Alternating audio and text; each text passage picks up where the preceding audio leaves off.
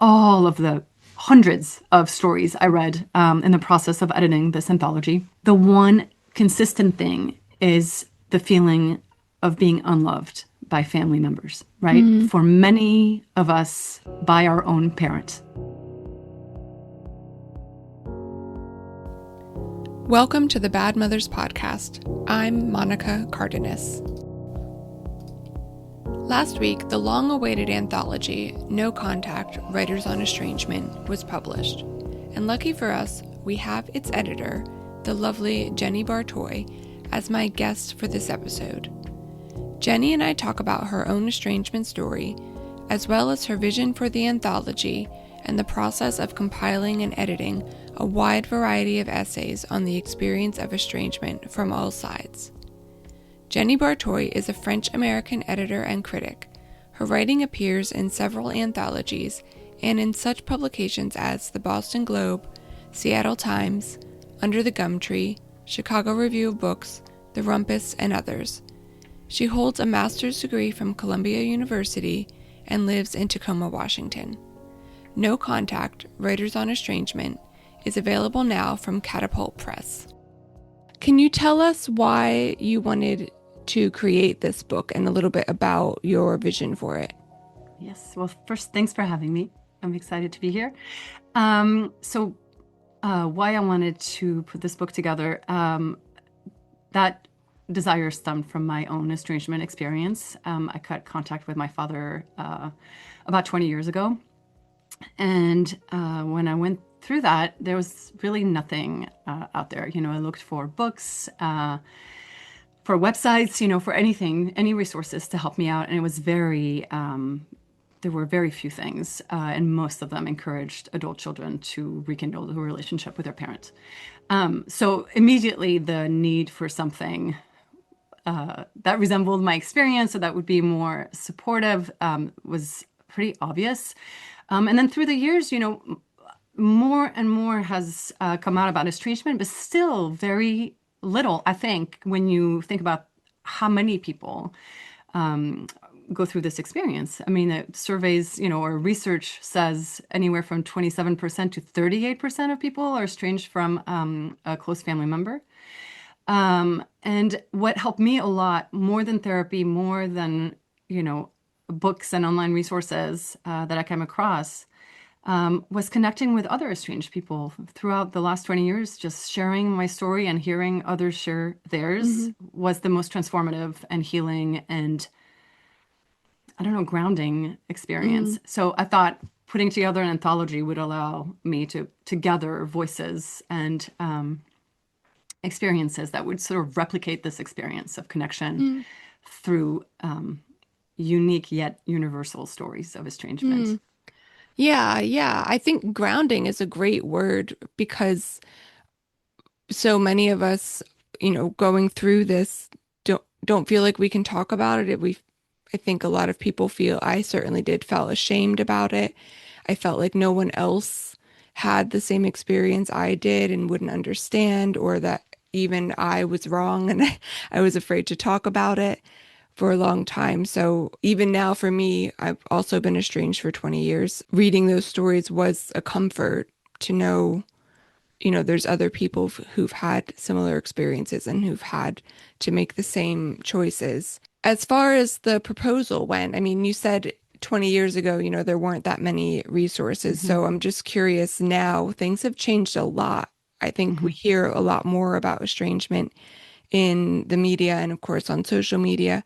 So as far as the book proposal went, I'm just curious if you found it difficult to get attention for this anthology or for the idea of the anthology, and even writers interested in contributing, or did you struggle with that? That's a great question. I would say the conversation in the media and online has sort of skyrocketed in the last, 5 years, but especially in the last 3 years. And I think I proposed this idea right at the right time. I was very Mm, lucky. I think there was a need for it. And so my proposal, I worked very hard on my proposal. I reached out to a lot of writers. I took chances on writers that I loved who had written on the topic.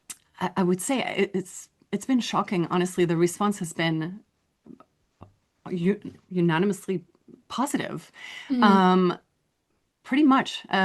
So in terms of the writers that I approached, everyone either said yes, or if they said no, it's because they were overcommitted, but they supported the project. Some who said no said they would blurb it, or mm, do anything they could to promote it. Everyone was on board with the idea that it was needed. So that end of things was wonderful and validating from the start, mm. and then as we move forward, later on, we had a call for submission. And, once the announcement was made, I received so many pitches and submissions and inquiries from so many wonderful writers. It was overwhelming, and it was a little heartbreaking to have to say no to so many great Mm. writers and powerful stories. So that was a surprising challenge, but also again speaks to the necessity of broadening the conversation about this topic. And in terms of the proposal, I found an agent almost immediately. And then selling the book took a little bit longer, but again, the response was very positive. It was more, so it was again, this is a great idea. This book is needed, but we don't do anthologies. We have a hard time selling anthologies. It's still, I mean, I think we see a lot more collections and anthologies, so ethic essay collections by one author, or Mm. more and more short story collections as well. But I'm seeing more anthologies coming out. I think the shorter form is getting more appeal because our attention spans are getting shorter, Mm. perhaps. So I'm hoping that this perspective on anthologies will change. I think it was a really good fit for this project again because of Yeah. this desire to gather voices. I think that's great. It's such a unique topic to have a variety of voices. I was thinking that as I read through the various essays and poems, that you couldn't do this any other way but an anthology, having those varied stories that No Contact contains. I just want to add a little something about my publisher that I was very lucky to get Catapult to take this on. They do a phenomenal job with anthologies. They did several anthologies that I love, including Wanting, which came out a couple of years ago. So that was it was pretty awesome to get to work with them on this project. So I want to talk about the trendiness or Mhm. supposed trendiness of estrangement in I feel like in recent months, I've seen lots of news about how it's become a trend and people are just choosing to become estranged on a whim or because of something they saw on social media. So I know your story and mine, and lots in the book are not recent occurrences. They're things that have been years and years in the making and then have gone on for a long time. But some are more recent. What do you think about the media's claim that more people are going no contact now than before, that it's a trendy thing to do now? I'm so glad you asked this question. I have a lot of very strong opinions about this, as do many people, because it's caused sort of outraged response, right? This calling, estrangement and going no contact a trend. To me personally, that word feels triggering. It feels so dismissive and harmful. And so when that happens very often, I just like to okay, like zoom out a bit. Like, why is it having this effect? Is it the word itself? And then, like, okay, why is the word having this Mm, sort of like, oh, infuriating effect, right?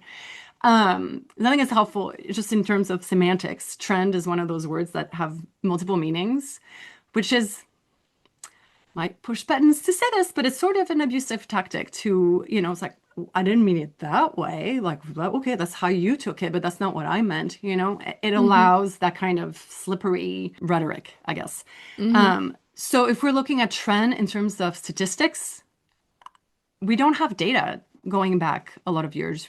Estrangement has only been researched recently, and only by, I would say, a handful of academics or psychologists, sociologists. So I would love to see data. If anybody has data going back, decades or centuries, are we actually seeing this trending hmm upward, or is this just a feeling? Is this anecdotal? So that would be my first, just very tangible criticism of this word. But then, trend is also like it's popular, and I absolutely reject that. I do not think anyone wants to be estranged. It's, as you noted, definitely in my case, your case, in many, many cases, even if the estrangement is recent, the problems that led to it are not.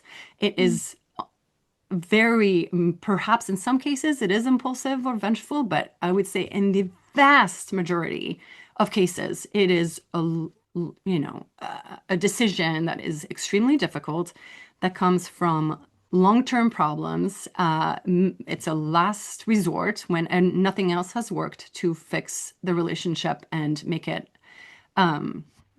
healthy and productive. In terms of a trend, we can also look at, a topic that is trending. And I think that is true. The topic has been trending. And so I would say estrangement itself is not a trend. Rather, it is a reckoning. That's my sort of vision of it. Reckoning with our family, or reckoning with the power structure that we live in. But the conversation about estrangement has been trending, which to me is a very positive thing. And I have more to say on this topic, but I just want to give you a chance to respond first. Yeah, thank you. I think I agree with you completely. It's interesting to think of it, yeah, as a trending topic. And of course, I think if it's something like all trending topics, if it's something that you paid attention to one time, it's going to fill up your feed, your social media feed, and feel like everybody's talking about it, right? Hmm, hmm. When maybe that's not the case. And that's just a broader problem with social media is that our world becomes, bigger, but so much smaller in Hmm. so many ways. It just narrows down to the things that we are interested in or the ads that we've been targeted for. So, I mean, that's a different problem in itself. But I guess speaking of trending, are there ways that you see that social media has been helpful to estrangement or people living with estrangement? I think so. I mean, like I said, I think the fact that the conversation about no contact is trending is, to me, a very positive thing. And so I think it's positive in that it creates, community. We can find solidarity.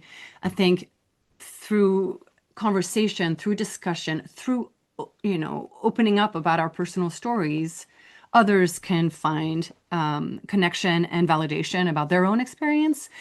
We can learn, I've learned so much about psychology and power dynamics. I mean, things that have enlightened me, Mm, I've made so many friends, and I mean, you're someone I found online, like we discovered each other online. All of those things I think are wonderful. And mm, in terms of estrangement, which is a very isolating, alienating, lonely experience for so many of us, I think the internet has been a lifesaver, literally, in many, many cases. mm, So all of that I think is wonderful. However, I think, as much as, you were saying, we sort of live in our bubbles, right? mm, Dictated by the algorithm. And that is true. So that's not always great. But I also think what happens on online, which maybe happens in culture more broadly, but there's often a pendulum swing. And I think because the support around estrangement has been, well, I would say, rising because the conversation has been expanding. Now we're seeing the backlash, and it's being called a trend with a negative connotation. And we're mm, seeing much more content focused around, the traditional, supporting the traditional family structure, and rejecting estrangement as this impulsive, selfish, mm, entitled decision. All of that, I think, is this sort of backlash against. That's how I see it anyway. A sort of backlash mm, against this very supportive conversation that's been happening mm. for the last few years. So in some ways, Yeah. natural, but I think it's helpful again to zoom out a little bit and to see it as what it Mm, is. I'm hoping this this rhetoric chills out a bit, and we can have. I mean, that's part of why I want this book to be out there, is to add nuance and compassion to the conversation about estrangement. Nuance, Yeah. I think, is important.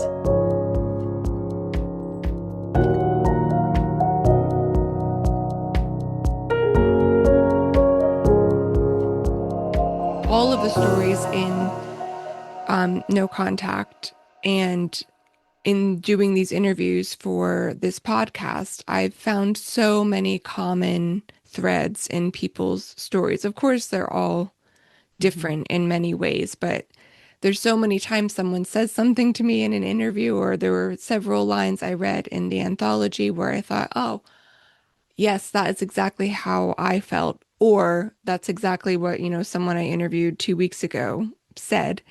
I think one of the recurring themes in these stories, and something that's misunderstood, is that the adult child just refuses to forgive a troubled childhood, or abuse in their childhood, when really it's about refusing to continue to live in the abuse, in many different ways. Maybe the parent, won't acknowledge it, and the child just feels like, they are living in two different worlds, and how can you have a relationship that way? Or maybe they are still abusive, still harmful. So that's one similarity I saw through the book, Mm-hmm. through other stories. What, since you read so many and so many Mm-hmm. proposals, I'm sure, what other similarities did you find as you collected and edited the stories? A great question, and I would say there's so many. I think I said earlier, the experience of estrangement is unique to the individual and their family, but it's also weirdly universal. There are so many common threads through these stories, and I think even in the anthology, I saw so many echoes between the Mm, story and between the stories themselves. I think in my introduction to the book, I say, estrangement is not unlike grief. It is a form of grief where you grieve the mm, living. And like the stages of grief, it has these sort of recognizable phases. mm, And and not just phases, but these weird elements. So what I mean by that is, for example, many estranged people will have a last straw moment. And this is for someone who decides, right? There's two sorts of estrangement. There's the one where you make the decision, and there's the one where the decision has been made about you. mm, And both are represented in the anthology. But for someone who makes the decision, very often there is a last straw. Very often there is an epiphany, not always, and they're not always the same thing, right? Last straw and epiphany can be two different things. You can have an epiphany, understand what's messed up in the family, and realize, like, oh my goodness, it's never going to change, right? That is a big realization that happens to most of mm, us who make that decision. And then the last straw is the moment where, the epiphany comes to fruition and you mm, realize this is it. Like, you can no longer accept this dynamic and how you mm. feel and how you relate to these family members and how they treat you. And sometimes, Oh, sorry, I'll just jump no, in for no. a second Yeah. because I think that's really interesting. I think that last straw moment sometimes can seem really basic or harmless. And if anyone ever asks you about it, it sounds ridiculous. Yep. But I think so much is buried be under that last straw moment, so many other harms. So it's tricky to explain to other people, I think. Hmm. But I'm sorry, go. I just thought that Oh, was no, no. the last straw thing is always so interesting because I hear it a lot and sometimes it just sounds so silly, but Yeah. you have to understand everything that's behind it. Yeah. And I mean, that speaks to what we were talking about earlier, right? That estrangement is almost never an impulsive decision. It's almost Mm, always the culmination of so many problematic interactions and behaviors, so much hurt. I'm French American, and there's an expression that I think is, or an idiom that I think is so appropriate for this. Rather than last straw, it's the last drop that makes the vase overflow. And to me, that Mm. is like that is such a perfect image, right? Because it's drop of hurtful little drops, little drops, little drops, and Yeah. suddenly there's that last. It's little that last little Hmm. drop, but it's what makes the Yeah. volcano Yeah. erupt, basically, you know. So or the vase overflow. Everything is just too much now. It's like the flood, you know. Hmm. Um, but in terms of other threads, I think there's let's see. First of all, in terms of this, how estrangement is similar to stages of grief, I would say there's very often a real feeling of grief mixed with relief, right? And that confusion of how to navigate those two things. Hmm. It's both devastating and just exhilarating to finally be free. But then you also have lost your family member, or for some of us, our whole family. And that is, I mean, you have to rebuild your entire self and Hmm. identity in some ways. Hmm. I would say there's very often a phase of anger and or rage or outrage, you know, why me? Why this? I didn't deserve this, you know, Hmm. similar to grief. And then for many, many of us, there is acceptance and peace and often joy at, at some point, hopefully not too late in the process. And I think very often a lot of these things are, you know, mixed together. It's never linear. So I would say in the anthology, you definitely see elements of all of Yeah. these phases. And what I really liked is that looking at it, you know, from a little bit of a distance, is how many of those stories are about reclaiming a sense of self and identity, either in connection to our heritage and our family, you know, but from a distance, or else just completely different, finding our own way through the present and the future.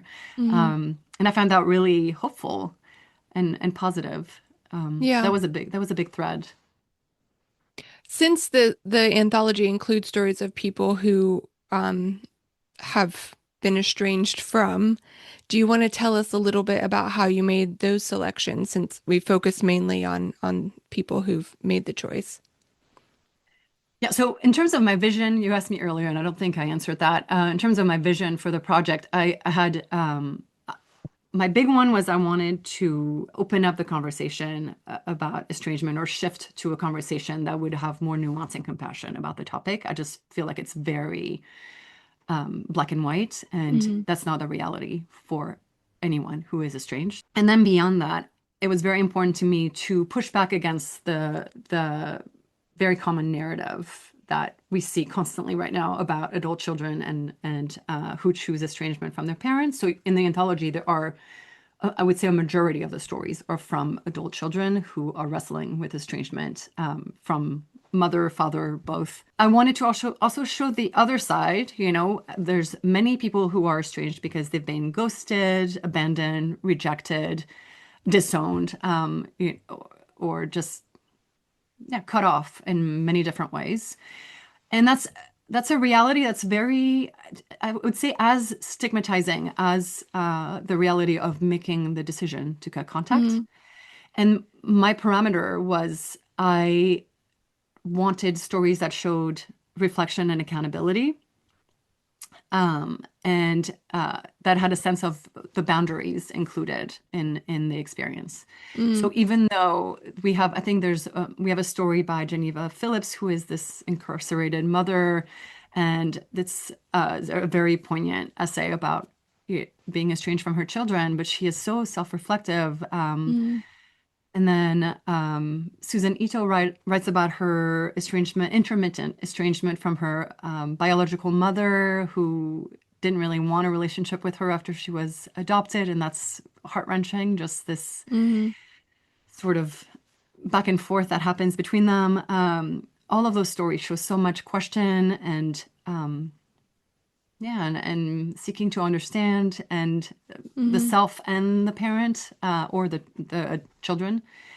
So I thought they were very important to include in the Mm. collection. Yeah, and it shows it's a model for not being dismissive of of being in that role, right? Not immediately assuming, well, it's my child's fault or whoever it is that's made the choice. they're just, acting out or being selfish.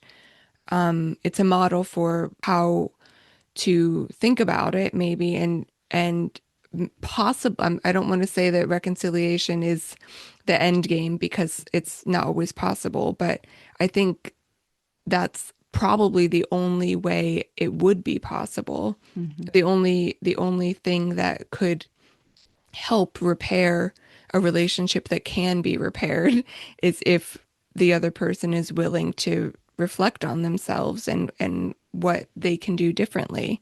And that's, sadly, that's impossible a lot of the time. I mean, Yeah. most of the people that I've spoken to, and I Hmm. know in my personal case, I know that won't ever happen. And I think that's usually the situation. But certainly, Yeah.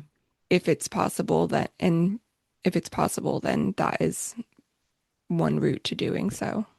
Right. And I'm glad you brought up reconciliation because that was another thing that was important in this anthology. It's a thing that is a premise in a lot of the pieces you read in the media about estrangement, even when they are friendly towards the decision to go no contact, or more positive, there's always that question of reconciliation and as an obvious endpoint that's desired Mm, by everyone. And that was important to me to just not even like to not go there necessarily. And I think a hmm. lot of the stories are hopeful, but as you said, some are very clear that it's not ever Yeah. likely to happen. I think we need more of that, more of those stories where sometimes estrangement just is and is the best outcome. Hmm. Yeah. And I think it's important if you're going to live comfortably after estrangement, you can't pine for a reconciliation that is probably never going to happen. I Hmm. mean, I don't want to, tell anyone what to do, but I think, for people in that are in a similar position to me, for example, I mean, I would be very unhappy if I lived every day hoping Yeah. someday things were going to be different. I can't live that way, right? That's just, yeah, it's no way to get on with life and to be happy and Right. find fulfillment. Yeah. Yeah, I completely agree.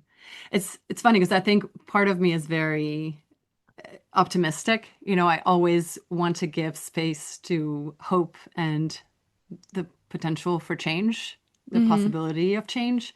But at the same time, on the other side of the scale, I'm also a realist. And like I think it's based on everything I've seen. The best predictor of future behavior is usually past behavior. I just Hmm. don't think reconciliation in my story is likely Hmm. to happen.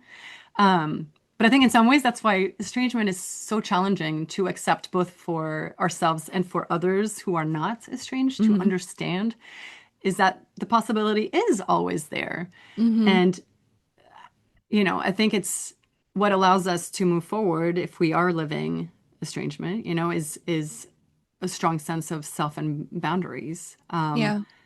And boundaries are uncomfortable for traditional power structures, you know? Yeah. Yeah. That's one way to put it. Yeah.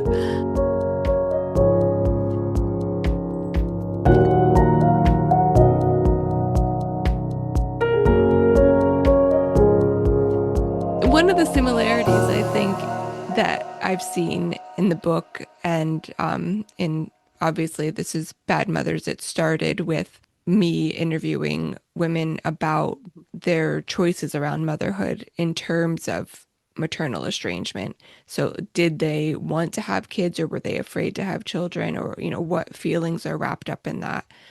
And I think a few of the essays reference this sort of epiphany, to use one of your words, when they had their own children. It just brought a different perspective to their own childhoods. So I wondered, you have children, so is that Mhm. something that you experienced? I think yes, definitely. I mean, it's a loaded question. I think I have to preface this by saying I have three children. I work very hard to be a good mom and for them to have a good childhood and a good life. And, I also mess up constantly. I am by no means a perfect mom. So let's just make that very clear. I definitely think my estrangement, it, let's just say it informs my parenting on a very real and daily basis. From my experience, sorry, I might get a little emotional talking about this. Mm. From my experience personally, and everyone I have spoken to about their estrangement, all of the hundreds of stories I read in the process of editing this anthology, the one consistent thing, you were talking about threads earlier, the one consistent thing is the feeling of being unloved by family members, right? Mm. For many of us, by our own parent, the one person or two people, in the world who are supposed to love us the most and unconditionally. So if you drill down to the root of estrangement in pretty much all cases, is very simply that, your parent did not, or you did not feel loved by your parent. There you go. So I think definitely estrangement has informed my parenting in that I want to make sure my kids know that they are loved no matter what, no matter what happens. And I mean that in every way, no matter how they choose to live their life, no matter how they mess up, no matter what. And that does not mean that my husband or I give them a pass on things, or, we hold them accountable. We have boundaries, about, how to be in life. We try to show by example how to be empathetic, compassionate, engaged, community members and citizens and friends and family members. And so I hope that I'm conveying to them a different thing than what I Mm. experienced Mm. in my childhood and adult life from my own parent. And I also should say that I'm estranged from my father, but I have an excellent relationship with my mother, who is a very good mom. So I do have, and I know this is bad mother, so I Mm. shouldn't say this, but yes, I am lucky. I am lucky in that department, and that has been a very good example for my own parenting. Yeah, yeah. That's wonderful. I'm glad. I have a great relationship with my dad. Good. Do you want to tell us a bit about your estrangement from your dad? Yeah. So I'm the oldest of four children. And I think as the oldest, I saw a lot of things growing up that either my younger siblings did not see, or I shielded them from seeing it. I don't want to go into too much detail, but just essentially, my father had a rather authoritarian view of family. And I think ultimately he and I were not compatible. It's a Mm. very simple way of putting it. There was a lot of conflict. I don't think he liked hearing my voice or any form of dissent. I didn't like how he treated my mother, and I didn't like how he treated me, and that led to just a lot of conflict, and Mm. in my view, more and more erasure of me, my Mm. voice, my place in the family. And after my mother left him, I was 21 at the time. Things sort of spiraled. I supported the decision. I thought the divorce was a great idea. It had Mm. not been a pleasant marriage for some time, at least from my eldest daughter's perspective. And me supporting my mother, I think, was unacceptable. At least it felt that way. And things Mm. just went Mm. downhill very quickly to the Mm. point where I was having suicidal ideation. It was just not Mm. safe or healthy. And so at first finally, I told my father I needed a break from our relationship. And the relief that came from that was pretty dramatic and very quickly. I would say he didn't change anything. That did not Mm. sway him at all to make a course correction. And so it only validated the need for me to Mm. just stay away. Yeah. And the estrangement Mm. became permanent, pretty Yeah. quickly.